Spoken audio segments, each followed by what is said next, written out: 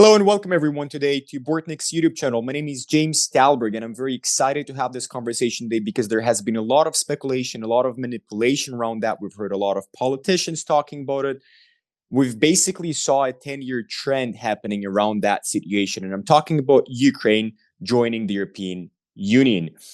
One of the historical moments for me when I have started hearing about Ukraine wanting to join the European Union is in 2013-14. That's when the talks intensified. And actually, the president at that time in Ukraine in 2013, Yanukovych, was kicked out of the country, or maybe he escaped due to the danger of his life because he hadn't signed an agreement, an association agreement, trade agreement with the European Union. And that's where the revolution have started. I have today as a guest Ruslan Bortnik, political scientist, political expert, and the director of Ukrainian Institute of Politics that is going to help me to break down that situation, a rational, constructive, and structural analysis, perhaps maybe why Ukraine is not going to join in the visible time the European Union. So everybody who's speculating on that topic will have actual structural, rational understanding of what is actually happening here and what Ukraine perhaps needs to do to join the European Union. Ruslan, thank you so much for joining me today. It's a pleasure for me. Hello, James. Hello, our viewers. Ruslan, I want to flip that topic upside down. And instead of asking you when Ukraine will join the EU, when the European Union will accept Ukraine into the EU, let's have a conversation why Ukraine is not going to join and why Ukraine is not going to be accepted into the European Union for the next 20 years. And what Ukraine has to do in terms of its law, in terms of its reforms that need to be passed in the Ukraine to eventually join the European family. You know, this issue is covered a lot of different type of propaganda and informational bullshit about the democracy, about the historical roots, and so on and so on. But to talk on this topic very honestly, I have to say that the reasons why Ukraine is not a member of European Union for now is quite rational from European Union side. European Union doesn't need Ukraine nowadays, just doesn't need. Moreover, Ukraine. Can I just squeeze something that I wanted to also mention in my introduction? In 2013, when Yanukovych has escaped and he haven't signed at the end the trade agreement, that was a trade agreement, that wasn't an agreement of Ukraine joining European Union. Back then, Ukraine was a better asset for European Union to be actually joined as a member, or it was about the same as now? I think maybe we were closer to European Union there in 2013, for example, than now, especially after 2012, when Ukraine made a very great championship, European championship on football. But even, excuse me, yeah, some problems with my camera. Yeah, it's okay. Oh. You're back. Yeah. But even there, Ukraine was far away from the European Union. I think all topic about membership of Ukraine in the European Union was a very political talk. And the main goal of that talk between Ukraine and the European Union was to attempt to take Ukrainian from Russia, to tear off Ukraine from Russia.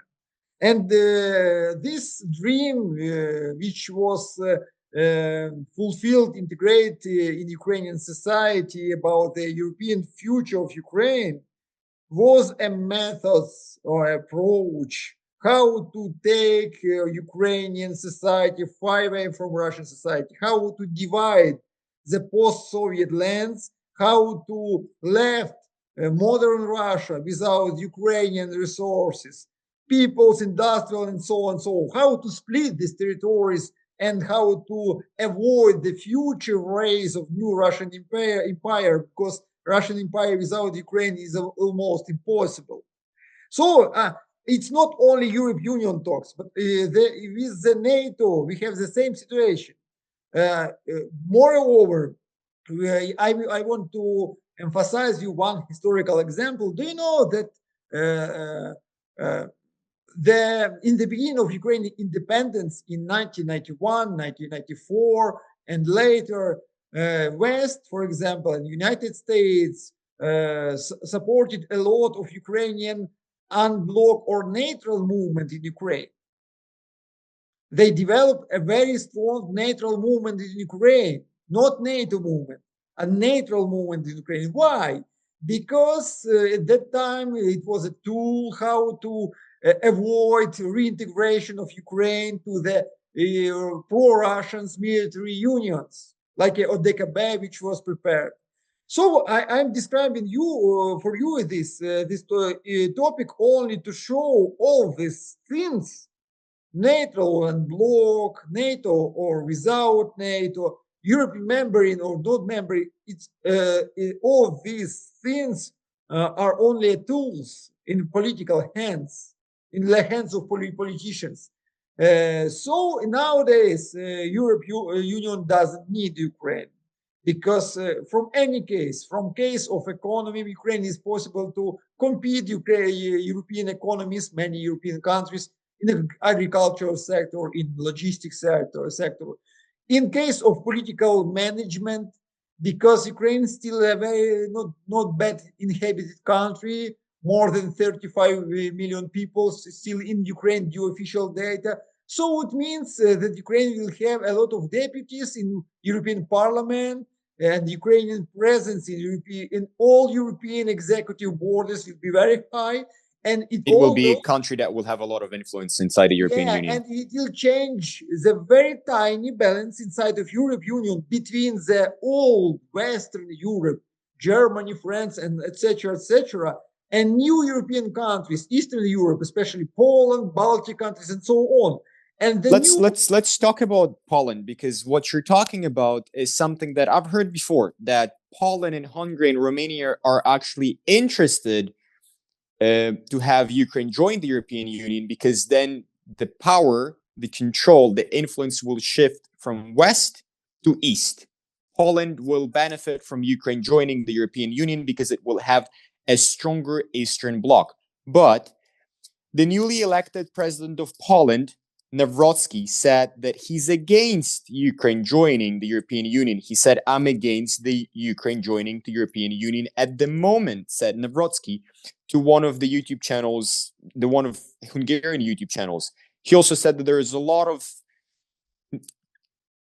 disagreements that Ukraine has to resolve and control before it will be able to join the European Union, such as what happened to the genocidal aspects that happened on the Ukrainian side towards the Poles and the Hungarians on the western part of Ukraine. So now we see that even the conversation that we've had before, that Poland, Hungary, Romania will benefit from Ukraine joining the EU, now we have that Eastern Bloc basically being the biggest opposition for Ukraine to join the European Union, even more than the Western Bloc. You know, it's reasons like excuses, more excuses than reasons. And of course, it's excuses, but those are the excuses that they're using. Yes, because and I'm sure that behind the back of Poland and the Hungary and such Ukrainian pessimistic countries, standing very old European elites. Which you think it's still the Western Bloc? It's a game. It's a game.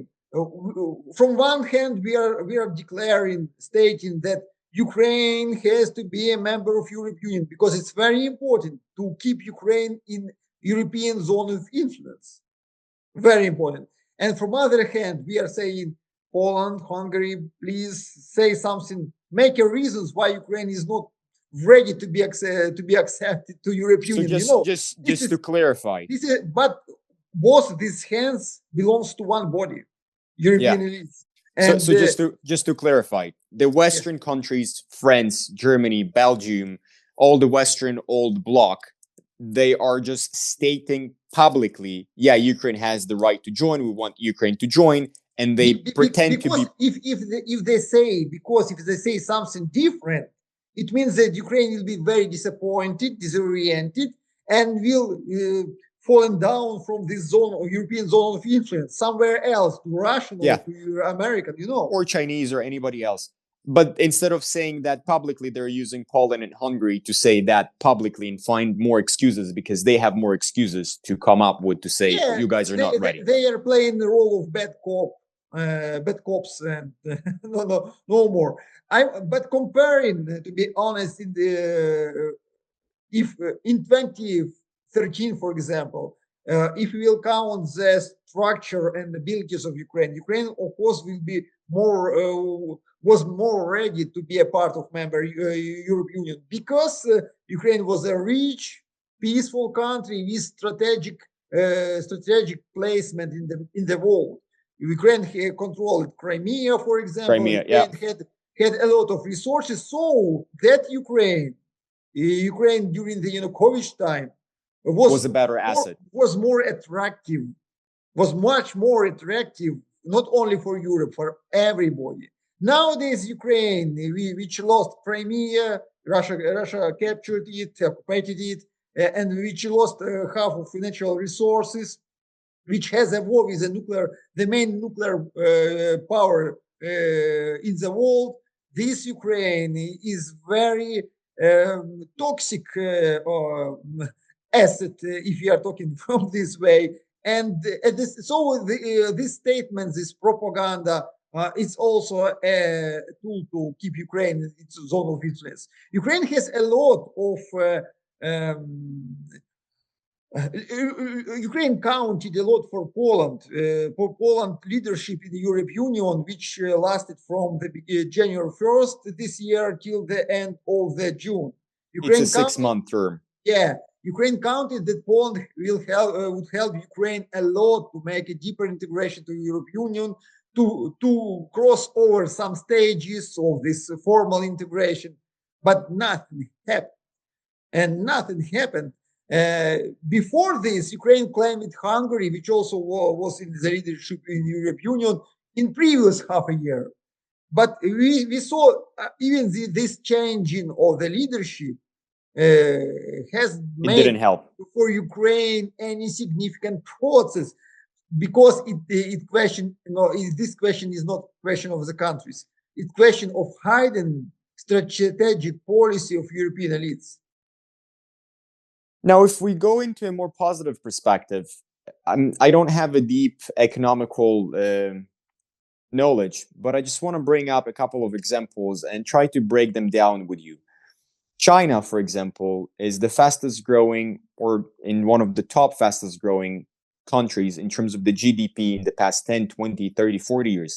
And at some point in the past 10 years, they have reached a point where to continue that fast GDP growth, they had to destroy buildings, bridges, big infrastructural projects that were newly built.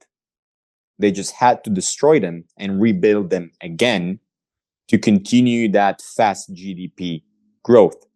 From that Just to waste additional resources, not necessary resources. They needed to waste some steam from the kettle, yeah, yeah, because there is no another way how to to keep continue the the economical growth. yeah. And if we take that example and we look at Ukraine right now, it's destroyed. It's destroyed. Some of the cities are turned down to ground. It's completely destroyed. Most of the productive Ukrainian middle class people fled Ukraine at the early stages of the full scale war between Russia and Ukraine. That's one side of the story. The other side is that Europe is basically at its peak.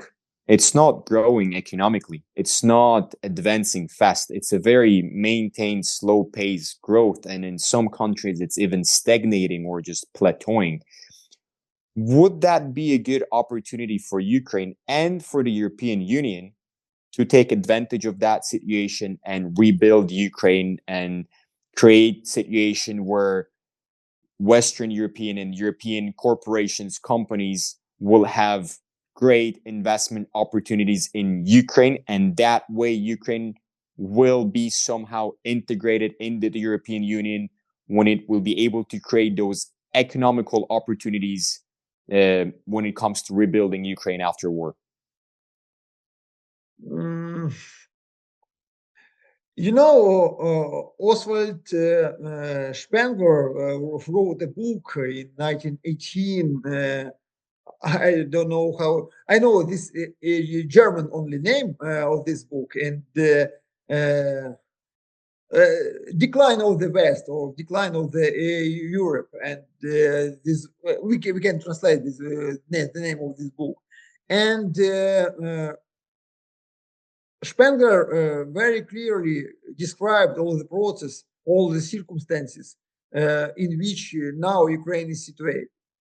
And because Ukraine is not able to exist in vacuum, Ukraine is not able to have a very huge development or growth without development of the region of changing significant changing of its policy, of a structure of government and management, and so Yes. on, so on. When we are talking about the Chinese development, we are talking about the development of South Asia As a in general, region. as a region. Of course, China made a great influence on that region, but not only China, but almost all countries of this region also were developed, not so stable, not so high maybe, but everything developed. And Ukraine through future also very dependent on environment, political and economical environment around Ukraine. Ukraine herself is not able to develop, and the level of losses, level of damages in Ukrainian society now. I'm talking not about the buildings of bridge. It's the simplest question. I'm talking about the losing of demography, about the youth of Ukraine, which left Yeah. Ukraine. I'm talking about the most professional, the bigger part of Ukrainian professionals, which also left Ukraine. We are not able to recover without good environment and without a new model of governance in Ukraine. But answering more exactly for your question, I think Ukraine still has a good potential to develop our agricultural sector, especially when we are talking about the additional cost in the agricultural sector, because now we are exporting a lot of agricultural production, but it is also a very rare, it's also very basic materials. We are not exporting agriculture production with deep development, with deep consumption in this moment. Agricultural sector also we are still able to be very important country from the side of international trade. We could be a bridge for international trade between the east and west, and south and north, but it's very dependent on the geopolitical environment and the ending of the war. And Ukraine has some special spheres of economy, for example, drones production, or for example, the different type of military equipment. For example, some kind of services, including the security services, in which Ukraine will be very competitive for a long time after the ending of the war. Uh, I think it's enough for the beginning, and then maybe during this development, Ukraine will involve additional economical sectors to this development. But if you compare, for example, Ukraine and post-war Germany, the Germany was an extremely worse position than now even Than Ukraine. Ukraine now. Yeah, and so it's still possible, but we need our own Marshall Plan. We need a suitable environment. Let's try to design that Marshall Plan, and let's try to maybe frame a positive future for Ukraine in the post-war time. What needs to happen geopolitically, on one perspective, inside Ukraine from the government's perspective, and in general global trends. And I'm trying to put into it a couple or maybe a few perspectives at once. I'm referring to, for example, we have in the world waves when the world is going through globalization, and then we also have the deglobalization trend. So right now, I think we can see a deglobalization trend when countries and unions are disconnecting, national ideas are rising, and we can also see that in terms of the worldwide economy, it has a negative impact because things are separating, things are destructive. We see a lot of destruction in the foreign policy, in the geopolitics, between the countries, between the unions, and so on and so forth. After that, obviously, we'll have again a rise of globalization. And I think this is what you're talking about, that Ukraine needs to catch that momentum of that new rising globalization phase that will have no other options but to come after the destruction. What I'm trying to hint here is that after the destruction will end and the new globalization will start, we'll see new unions and new trade agreements growing. Historically, Ukraine was successful as a logistical hub. Can we try and frame here a new logistical hub? For example, China increasing its trade with the European Union, with the West, with other nations from Asia to West, and Ukraine somehow catching that wave and becoming that southeast western corridor to use that momentum and become again a new logistical hub between the East and the West. How that can look like, is that possible? What needs to be done to catch that wave of the new globalization successfully from the world perspective and internally from the Ukrainian governance perspective? Of course, we need to find solution for the war. We need to achieve the peace and to end this war, even with some deep concessions from Ukraine. But we need to save the future for the next generation of Ukrainians, and even going to deep and some painful steps now. But we need not only to stop the war, we need also to resolve the conflict, or maybe for some times, because if we will just stop the war, but in the east of Ukraine there will be a new iron wall between Ukraine and Eurasia. It means that Ukraine will not have a potential trade potential and perspectives to be a bridge, to be a logistic country. So we need not only stop the war, but also to resolve the issue of the conflict and to reopen our borders from the north, from the east, from anywhere. We need to go to inside to the parliamentary model of governance, because nowadays presidential model of governance, it's a good for a military time, but it's very bad for a civil After time. wartime, yeah. Yeah, very bad, because Ukraine is still very complex country in which territories combine interests of different countries. And if only one party, for example, European or United States or Chinese or Russian party, is winning this presidential post, it leads to the extremely rising of the conflicts in Ukraine and outside of Ukraine and around of Ukraine. So we need parliamentary model when in the parliament may coexist different interests, different parties at the same time, and the government is a result of a balance, political balance between few powers and geopolitical powers also.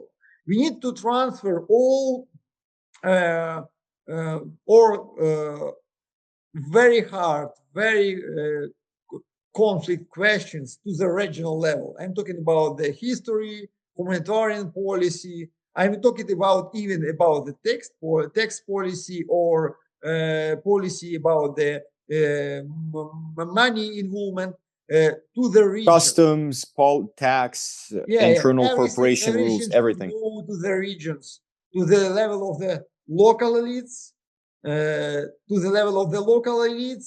and so we in this way we can resolve a lot of issues which are splitting now the Ukraine, uh, which are sources of everyday conflicts or historical conflicts and contradictions between different parts of Ukraine and different social groups. We need to resolve it, putting on the regional level.